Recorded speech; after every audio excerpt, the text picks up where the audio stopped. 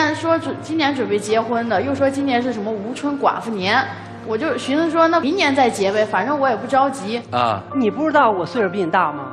那你又在乎那些封建迷信，就让我妈去买那以前用的那种老式的尿壶和痰盂不是你买了能怎么着啊？你信这个？他说如果不买那些东西，我就能克死他，我就守寡了。这迷信，出门都得看黄历，什么时候该洗澡了，哪个点该洗澡，大半夜的他都起来去洗，而且那过年的时候非得让我们家去他们家过年，说什么要互相冲一冲。哎，你不是才27岁吗？不是72吧？不是啊，你怎么这么多这个呀？因为有这老例儿，你知道吗？必须得遵守。再说提前让他们过了有什么不好啊？火车票直接给他们买过了。不收火车票还好，那时候让我父母过来，我就是让他订票，我就寻思。你不订一飞机票，你也订一卧铺啊！结果人让我父母坐着过来的，是动车，动什么车也是坐过来的呀，多辛苦啊！对。那你呢？那你直接让买飞机票，飞票多贵啊！你让老年人坐一次飞机怎么了？他说坐飞机不安全。本来就不安全啊！这倒也行，就可以忍受呗。他不仅算计我父母，他连我朋友都算计啊！哎，你还说这事儿呢？我就是上个星期吧，我跟他去串门啊，然后去超市买了2桶油，然后1袋水果，还1箱牛奶啊，然后一共花300多块钱。结果他同学那前2天也是来我们家，就买1箱鸡蛋，你知道吗？鸡蛋怎么了？从同学一进门，他又瞄到人家提了1箱鸡蛋过来，那顿时就不高兴了，在那儿就一个劲在那儿算计。哎，上次咱送了300多，就跟我说咱赔了多少钱。哎呦，同学在那个时候就一直黑着脸。哎，鸡蛋价值40多块钱，我们送他340多块钱，你就里外里赔了300多块钱。朋友间的情谊又不是用钱能衡量的。那你没算过什么时候能？他不仅对我朋友那样算计，对我也特算计。有一天搁家里面打扫卫生，就发现一小本上面给我买的面包啊，什么王老吉啊，都给我记得清清楚楚的。你记得怎么了？小东西还没记呢，矿泉水他们都没记1块钱。那你什么意思啊？你是不是想等着分手了之后那钱我还得还给你啊？我没这么想，你也知道我心细如尘，然后我喜欢吃东西。什么心细如尘啊？你就吃不了亏，你就爱占小便宜。有一回我们逛完街了，搁一饭馆吃饭呢，然后服务员就上错菜了，我就说这不是我们的菜，我就给服务员叫住，刚准备叫呢，人一大嘴巴上来给我嘴捂着，说你别跟我说话，你赶紧吃饭。本来就是，你就吃你的，吃完直接走人不得了吗？然后还给人说话，没准是人送的菜。那不是我们点的菜，你为什么要吃呢？不是你问了吗？是送的吗？他没说，我也没问。那你不怕这菜里有毒啊，兄弟？我觉得他要占了便宜，他就算毒死他也心甘情愿的。他价值48块钱，那你没想过48块钱能买多少王老吉？那就是贪小便宜。那一路上跟中了500万似的，那嘴都咧到耳后根上。不是，那你干嘛跟他在一起啊？就一开始觉得他是北京人嘛，然后我一女孩来到这儿也不容易啊，就他之前对我帮助也挺大的，然后再加上他家里有房有车，我父母就觉得你看这就是贪小便宜吧。他追我的时候可大方了，也没这样啊。他追你的时候怎么大方的？我听听。他那时候也没给王老吉记本上啊。你是以这个来衡量他大方的是吧？你是不是也特苦恼？对，就是你这么一个勤俭持家的好男人，反而就在他心目当中就觉得，哎呀，要我真的痛苦死了，我跟你说，是吧？我是挺痛苦，感觉就是特气势嚣张、咄咄逼人这种状态。我怎么嚣张了呀？你说咱俩，你交往那么久时间，你什么时候迁就过我？还说我嚣张，每回跟他闹着玩，打他几下。打他的时候他又不动呢，我寻思是干嘛呢？低着头数着呢，1、2、3，非得给我拍回来。上一次跟公司下班晚了10分钟，我都给他发信息说了，我说有点事耽误5、6分钟，一下去人没了。北京不是5点半以后就开始堵车了嘛？然后我就心想，就是5点半赶紧杀出这个就是堵车那高峰。你是杀出重围了，我搁半道上堵着呢。你直接坐4毛钱公交啊！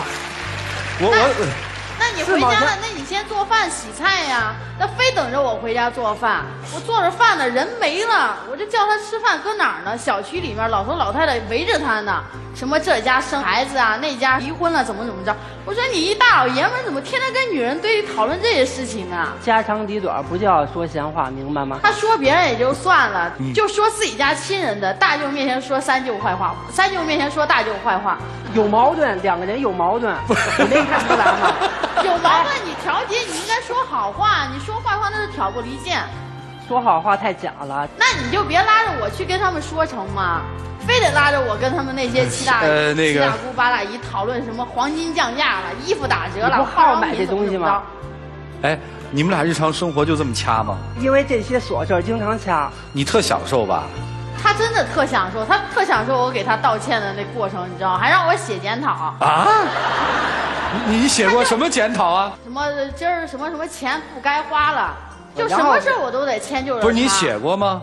我写过。但是你记住了吗？他就不把我话放心里，你也不把我放你心里。我怎么不把你放心里啊？人家出去，然后给他打电话，不接电话，你知道，手机直接放书包里了。我不是没听着吗？我看到有未接电话，我就给你打过去了呀。他就说我不在乎他，就天天都得跟着我。我同学聚会都得跟着我。最开始我就觉得他是在乎我的表现，后来我就实在忍受不了了，就跟那次同学聚会说什么我有什么老情人在那儿了，怎么着？对，是不是啊？一进去就拉着我就坐在那同学身边，还唠以前的什么人家在一块儿多久啊，怎么着了？真的？对呀。我看没有，还是偶然特别尴尬，还是旧情复燃？什么旧情复燃？我都要跟你结婚了，什么旧情复燃呢？问我不行吗？你不是过去事儿了吗？你当着他的面问他的前男友是吧？对呀。你怎么问得出口呢？其实也没怎么。他怎么问不出口？他觉得这些八卦他特别感兴趣。聚会完了之后，拉着我就往车上走。我说咱有车，咱送同学吧。啊。脸一黑，说你别给我找事儿啊！一脚油门就杀回家了。20多个同学，我送了吗？我送了吗？我也没让你送20多个同学，就送几个而已。几个油钱。兄弟，你这事儿也不是油钱嘛。你像堵车是踩一脚5毛钱，踩一脚5毛钱。那您开车干嘛呀？其实我不怎么经常开车，就有时候去接他，然后或者买点东西什么的，就那种。他买东西是。我朋友特别羡慕我找一这样的男朋友，家里条件好，他就不能让我长点面儿。你们每个月你花多少钱啊？500-600吧。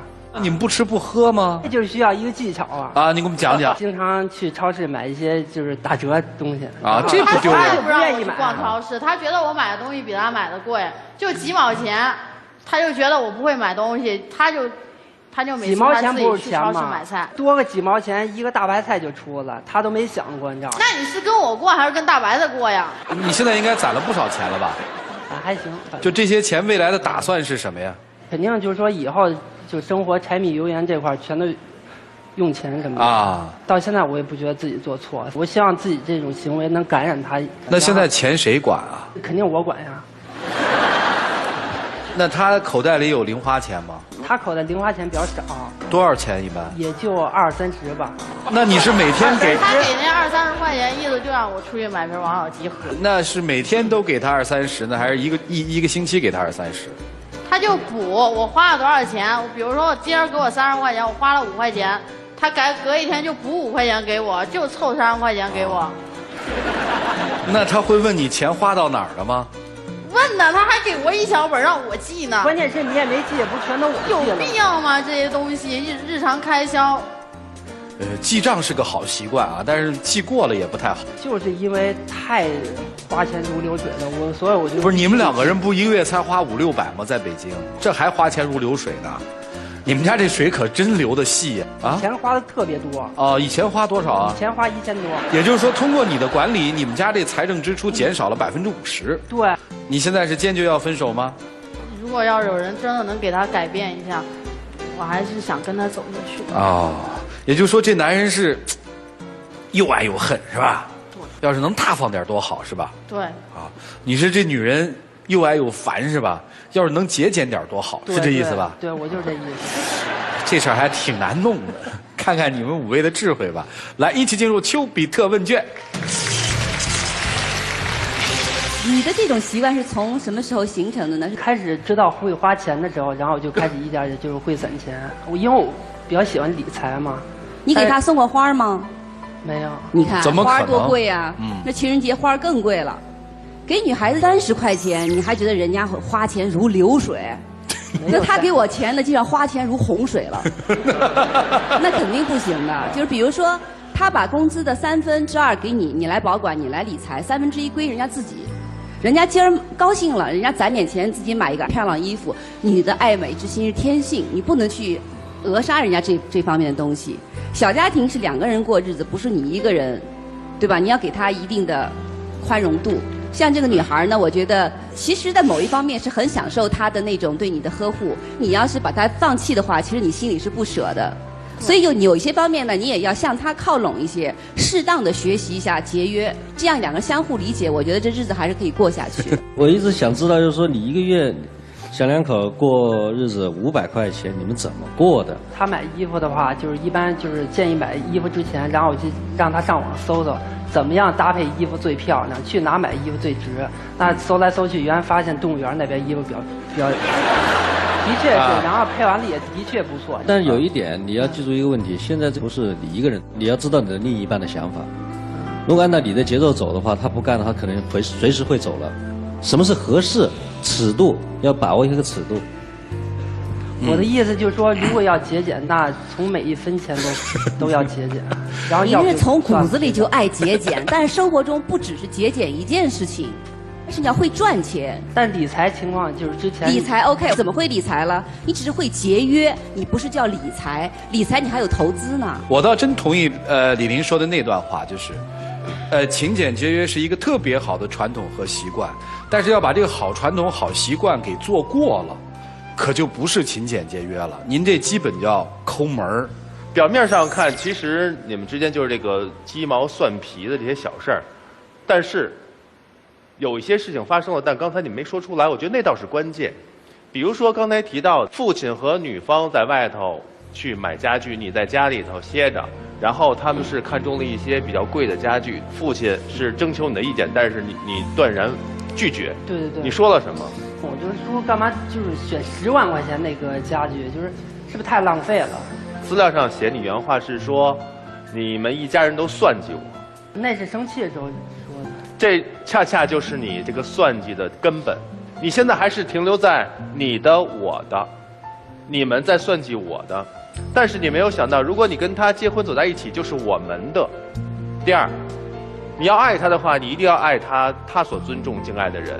对方是你的父亲，你却这么不尊重，你对他还是不够爱。还有，你的消费观念，女方是否能接受？其实这恰恰就是你们现在应该停下来去想一想，如果生活在一起，消费观念如果有很大的冲突的话，那你们生活会幸福吗？所以你要看看对方的他的理念、价值观、人生观是否跟你契合，这样才有可能走在一起。还有说到迷信，迷信是一个我们应该唾弃、应该去丢掉的恶习，但它反映了你什么呢？我觉得反映你内心极度的不自信。难道你要做一件事情都要去翻看老黄历吗？你自己的能力在哪儿？你掌控生活的能力在哪儿？钱不是省出来，是挣出来的。物质只是让我们婚姻能够快乐的保障，而绝不是你追求的目标。你本末倒置了，这样你的婚姻能幸福吗？好好想一想。谢谢。听明白了啊？人呢，没有坚持的时候，信什么呀？就信迷信了，就要信天了。一旦你是有自己坚持的时候，那个东西你还真的会不信。27岁的小男生的身体里面住着一个72岁的老太太。节俭啊，节约啊，跟刚才川哥说的抠门啊，区别在什么地方？节约就是该花的钱花，不该花的钱不花，保持自己正常的生活水平，把不该花的钱攒下来，用作大用途。抠门是什么？就是我们的生活我们不要过了，我们过最苦的生活都可以，把每一分钱都榨出来，跟油一样榨出来，都丢那个储蓄罐里面。你这是隔廊台。我要跟你讲的一个问题啊，最主要的问题是什么？你要搞得清什么是自己人，什么是外人。一个好男人，他在外面的时候，他跟别人是锱铢必较，但是挣钱回来是干嘛的？赚钱回来不就是给老婆花的吗？一个男人在外面赚钱，不就是给老婆、子女、父母、丈人、丈母娘给他们用的吗？不然你赚钱干嘛呀？一个是外人，一个是自己人。好男人在家就得让着自己人，你所有的存折都是未来让2个人布置一个好的婚姻、好的家庭的，不然你存这个钱干嘛呀？你带进棺材去啊！我经常说，男人娶了老婆之后才真正成熟了。他成熟在什么地方？成熟在他知道该把钱花在什么地方去了。其实他的问题并不是很大，他最大的问题在于他只会存钱，不会花钱。陆琪老师跟你说了有用吗？我听明白了。你听明白了什么吗？可以改变自己，但是有些话就是我不是特别认同啊。要是现在让你买保险，受益人写谁？写他，或者写我妈，写我爸，写小孩。你觉得真正到了那一刻的时候，他们捧着你留下来的钱财，想到的是什么？哭呗。哭什么？哭什么？老公不要走之类的。别笑，因为这是一个不可避免的东西。你买保险，你就一定要写受益。人算不如天算，你算是算不到自己将来会怎么样的。有一天，如果你真的遇上了这样的事儿的时候，就跟你所说的，捧着钱，哭的是人，对不对？要不然你就没价值。这个舞台上曾经有个跟他一样的男人，那个男生比你好一点，那女生说给我100块钱，说你随便花。你比他还抠，你给人家30多块钱。我跟你说3点：第一，节流不如开源，开源节流是一系列，只会节流不会开源，这一辈子的生活品质改变不到哪去。第二，抠人不如抠己，你把自己特省，是吧？你不要去抠他，会自然而然的真正的感染他，你信不信？妻子不可能说你吃10块钱的盒饭，我吃100的，他不忍啊。只要有爱，你这样就会感染他，而不是你要去抠人家，省自己就会带动别人。我明白。第三，算财不算情，财是可以算，但情是没办法衡量，因为人的情感是有极限的，超越了这个极限是要崩溃的。所以你要永远记住我说的那句话：等人死了，捧着的是钱，哭的是人。跟女方说一下，有房有车不如7尺之躯，7尺之躯不如1尺之面，1尺之面不如3寸之鼻，3寸之鼻不如1寸之眼，1寸之眼不如1点真心。一个男人有房有车，或者长得高大魁梧，气宇轩昂，不如有1点真心。你们之间是没有什么大问题，这个男人只是市井味浓了一点，喜欢八卦，喜欢在生活当中特别现实的面对各种事物，不懂得享受生活。但我相信他对你还是有那么1点真心的。换一个人，他未必能够给你快乐。在你与他的争执过程当中，其实你也得到了快乐。你像你刚才跟他争论什么钱花什么钱不花，你那么抠的时候，其实这个讨论的过程正在强化彼此夫妻的感受。这就是生活。所以说我们看重的是那点真心，但财也得理。我相信如他所说，你应该是一个不控制你的花，应该是花钱还蛮大手大脚的。所以我认为你们俩之间没有问题。记住我刚才说的话，好吧？对不对？谢谢。调整吧，你也调整吧。对，我想到要调整了。接下来我们也没什么要说的了，时间留给你们，一起进入黄金60秒。我觉得咱俩，认识1年多时间，虽然说有很多小毛病、小误会什么的，但是我这么做其实也为你好。然后我希望你能够理解我，然后也听了各位老师的这个评论，我以后会改，希望能接纳我。如果他以后能对我迁就一些，然后对我大方一些，我还是愿意跟他走下去。以后1个月给多少钱啊？涨2倍吧。2倍是多少？2倍100吧。哎，这是3天100是吧？你想要多少？聪明了，就要的这句话。行了，别说，说没意思，一会儿出来再说。对，回去吧，想清楚，也许那数字会很大，看舍不舍得。回吧。请关门。来，各位拿起手里的表决器啊！像这样其实算老实本分，有点市井。要说真过日子还是过日子的男人，确实是有点抠门的男孩。你们要吗？来，请选择。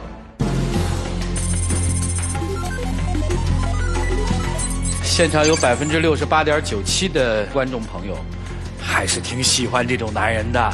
我估计他们俩都会出来。最精彩的，我们要看这女孩子开出一个什么条件来。一起来数5个数吧，来，5、4、3、2、1，请开门。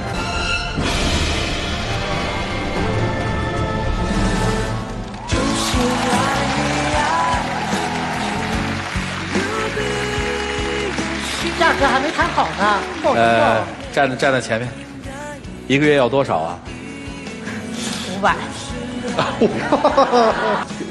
能给。家具买2万的还是买10万的？买个5万的吧。哎，对，这也对了，哎，如何小也？哎，行吧，买5万的行吗？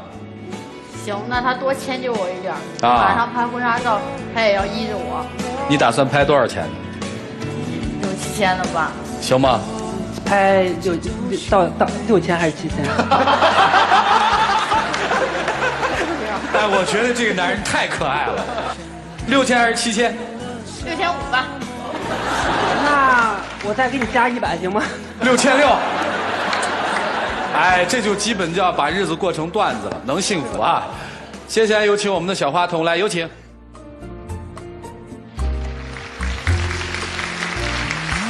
啊，这给我啊！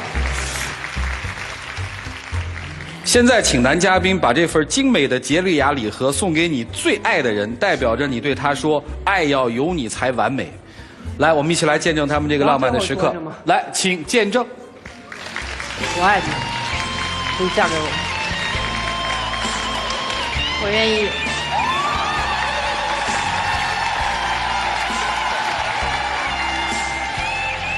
幸福吗？幸福，非常幸福。我突然有一个特坏的想法哈，你们俩不是为了拿钻戒专门来的吧？啊？婚了都。走吧，哎呀！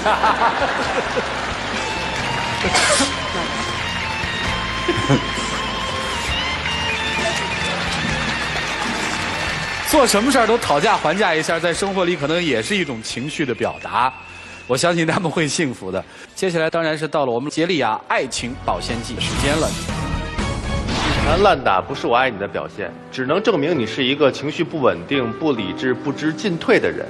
真正的感情是来自于双方的吸引，而非单方面的不择手段的纠缠。两个人如果吵架，男人有道理的时候，男人应该让着姑娘，因为别得理不让人。如果男人没道理的时候，男人也得让着姑娘，因为要讲道理。所以两个人在一起很简单，方法只有一种，就是男人让着女人。当背叛的欲念滋生的时候，告诉你的爱人，他会和你共同捍卫。当错误已然铸成的时候，祝福你的爱人已经无法回头。感谢我们的5位老师，感谢我们的现场观众，感谢我们的合作伙伴杰利亚对于本节目的独家冠名播出，感谢海伦凯勒眼镜对于本节目的特别支持。最后要感谢的是电视机前的观众朋友的收看和陪伴。下期节目我们再见，谢谢大家。